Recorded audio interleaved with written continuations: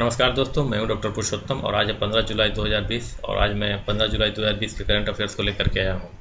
दोस्तों, current affairs का पहला क्वेश्चन है, उस पर हम विचार करते हैं और हमारा आइए देखते हैं करंट अफेयर्स के पहले क्वेश्चन को।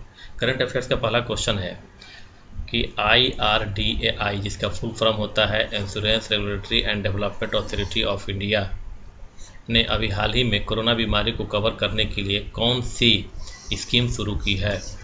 तो हमारे सामने ऑप्शन है ए कोरोना कवच, बी कोरोना सीमा, सी कोरोना प्रतिरोध, डी कोरोना बीमा। तो इसका आंसर हो जाएगा ए कोरोना कवच। कोरोना कवच नाम से 30 कंपनियों को अनुमति दी गई है कि चूँकि कोरोना कवच हो स्कीम शुरू करें, ताकि वैसे लोग जिन्होंने किसी प्रकार का इंश्योरेंस नहीं कराया है, हेल्थ या लाइफ इंश्योरेंस, वो कोरोना कवच जो है वो कोरोना कवच बीमा करा सके। क्योंकि कोरोना का जो दौर अभी चल रहा है उसमें देख ही रहे हैं कि कितना तेज़ी से लोग संक्रमित हो रहे हैं।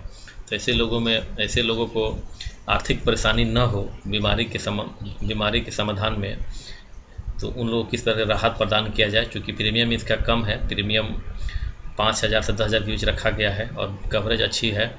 इस वजह से ये शुरू किया गया है कोरोना कवच कि कम राशि में ज़्यादा से लोगों को फ़ायदा पहुंचाया जा सके। तो ये जो स्कीम जो है ये शुरू किया गया है IRDAI के जो ने अप्रूव किया है इसको कोरोना कवच, ठीक है। और ये 30 कंपनियां इसके लिए ऑथराइज हैं कि ये अपना कोरोना कवच स्कीम को शुरू करें। अब आते हैं दोस्तों क्वेश्चन नंबर 2 पर। क्वेश्चन नंबर 2 कहता है कि अभी हाल ही में किस पर्वत पर गुलाबी बर्फ़ या ग्लेशियर देखा गया है। तो हमारे सामने ऑप्शन ए है हिमालय, बी है रॉकी, सी है एंडीज, डी है आल्प्स। ये हाल में मीडिया में बना हुआ था ये न्यूज़ जो था कि गुलाबी बर्फ़ या ग्लेशियर कहाँ देखा गया है। तो इसका आंसर हो जाएगा दोस्तों आल्प्स। आल्प्स पर्वत पर, यूरोप की एक पर्वत श्रृंखला है, तो आल्प्स पर्वत पर गुलाबी बर्फ देखा गया है। और आल्प्स पर्वत की सबसे ऊंची चोटी है उसका नाम है माउंट ब्लांक। माउंट ब्लांक जो है इसकी सबसे ऊंची चोटी है आल्प्स की, उसकी ऊंचाई जो है 4,808 मीटर के लगभग है। 4,808 मीटर से थोड़ा सा ज़्यादा है, मतलब 4,808 इतना याद रहेगा तब आपका ऑप्शन सही हो जाएगा। 4,808 मीटर है। तो अब इसको लेकर के जो हमारे पारिस्थितिकी विज्ञानी है, जलवायु परिवर्तन पर जो अनुसंधान करते हैं, वेदर का जो अनुसंधान करते हैं, क्लाइमेटिक चेंज का जो अध्ययन करते हैं, उसको लेकर के ये थोड़ा चिंतित है कि ये गुलाबी बर्फ़ क्यों ऐसा है। तो इसमें 2 तरह की बातें उभर के आ रही हैं। एक तो उभर के आ रही है कि हो सकता है कि यहाँ पर एल्गी की उत्पत्ति हो गई हो, जो एल्गी इस टेम्परेचर को सहन कर सकते हो और यहाँ पर इनकी उत्पत्ति हुई हो। दूसरा कहा जा रहा है कि एक क्लाइमेटिक चेंज का भी परिणाम हो सकता है, क्लाइमेटिक चेंज का ही परिणाम हो सकता है। तो ये दोनों में से किसी पर अभी तक सहमति नहीं बनी है, लेकिन 2 ये कॉन्सेप्ट अभी जो है वर्तमान में वैज्ञानिकों के बीच में ये 2 कॉन्सेप्ट अभी है। अब आते हैं कि माउंट ब्लांक जो लोकेशन है माउंट ब्लांक का, वो है कहाँ पर। देखिए माउंट ब्लांक जो है वो अब जो आल्प्स पर्वत जो है, ये देखिए हमारा ये आल्प्स पर्वत है, ये पूरा ये आल्प्स पर्वत है, देख रहे हैं कीपा आकार के बना हुआ है। ये इटली में भी है, ये इटली में, ये इटली का लोकेशन है ये। तो ये पूरा का पूरा कौन है, ये माउंट आल्प्स है। और माउंट आल्प्स जो है यूरोप की सबसे ऊंची पर्वत श्रृंखला है। और इसी माउंट आल्प्स पर जो है कौन सा है पर्वत शिखर, पीक का नाम है, जिसका मैंने अभी बताया था, उसका पीक का नाम है माउंट ब्लांक, ये है। और ये किस पे है, आल्प्स पर्वत पर। तो इसको ध्यान रखेंगे क्योंकि यूरोप के पर्वत शिखर में पूछता है कि माउंट ब्लांक जो है किस महाद्वीप में पड़ता है। तो आइए दोस्तों अब हम देखते हैं नेक्स्ट क्वेश्चन को। क्वेश्चन नंबर 3, केली प्रेस्टन का अभी हाल ही में निधन हो गया है।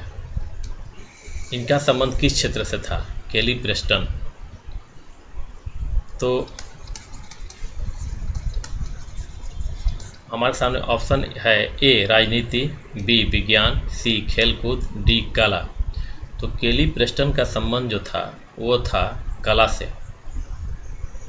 ये टेलीविज़न और फिल्म जगत की एक बहुत ही प्रख्यात अभिनेत्री थी। हॉलीवुड और टेलीविज़न की एक बहुत प्रख्यात अभिनेत्री थी जिनका कि ब्रेस्ट कैंसर के कारण अभी हाल ही में निधन हो गया है। ये ब्रेस्ट कैंसर से पीड़ित थी जिसके कारण ये इनकी मृत्यु हो गई।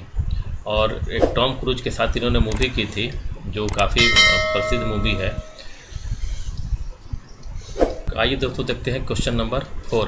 क्वेश्चन नंबर 4 है नेल्सन मंडेला की पुत्री जिनका अभी हाल ही में निधन हो गया है, क्या नाम है?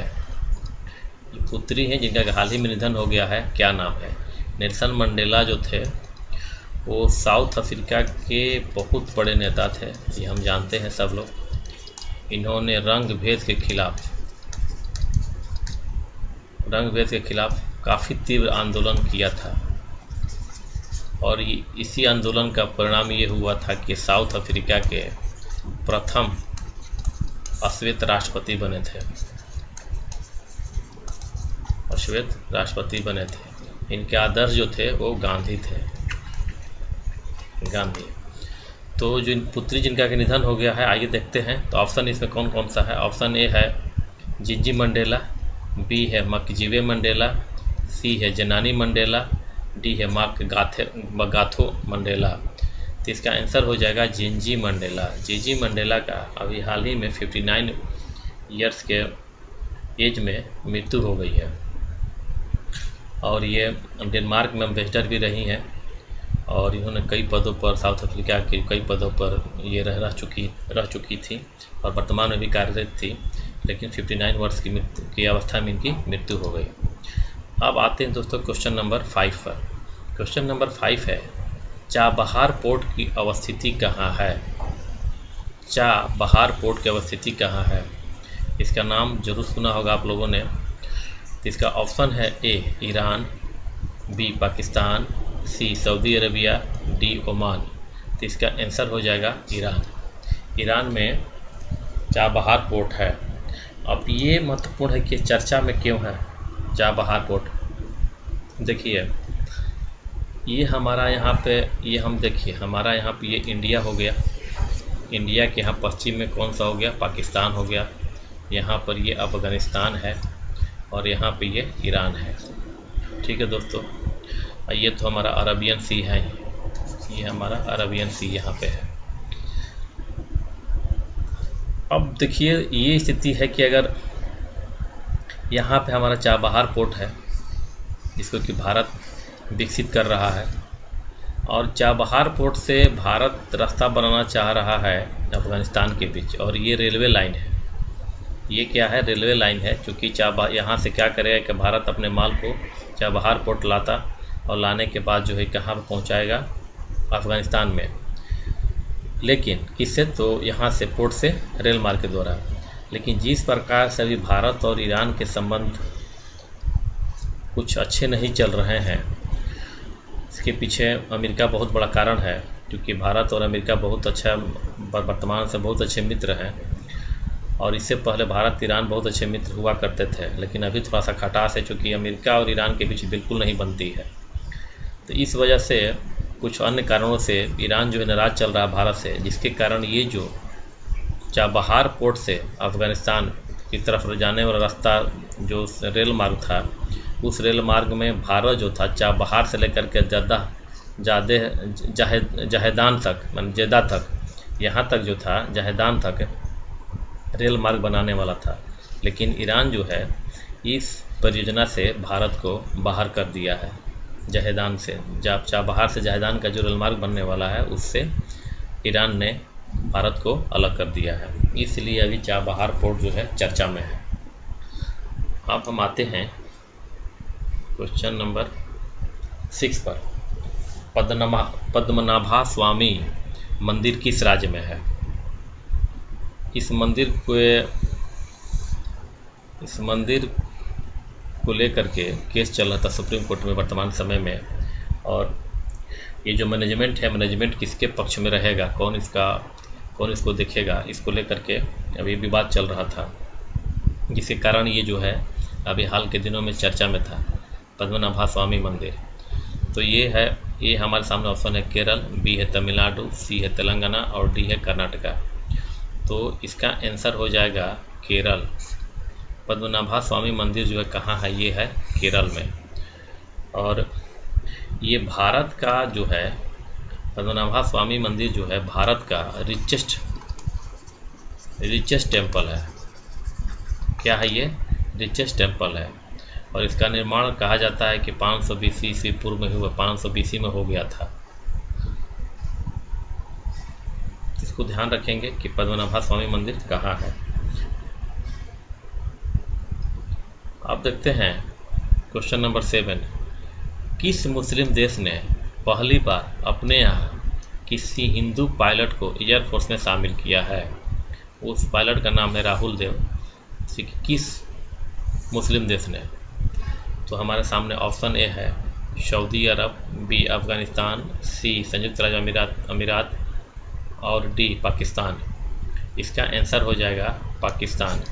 पाकिस्तान ने अपने एयरफोर्स में पहले हिंदू पायलट की नियुक्ति की है, जिनका नाम है राहुल देव। तो ये था दोस्तों आज का करंट अफेयर्स। आप कमेंट जरूर करें, कमेंट करने से हम दोनों में कम्युनिकेशन बना रहेगा, जिससे कि मुझे वीडियो को इम्प्रूव करने में मदद मिलेगा। थैंक यू दोस्तों।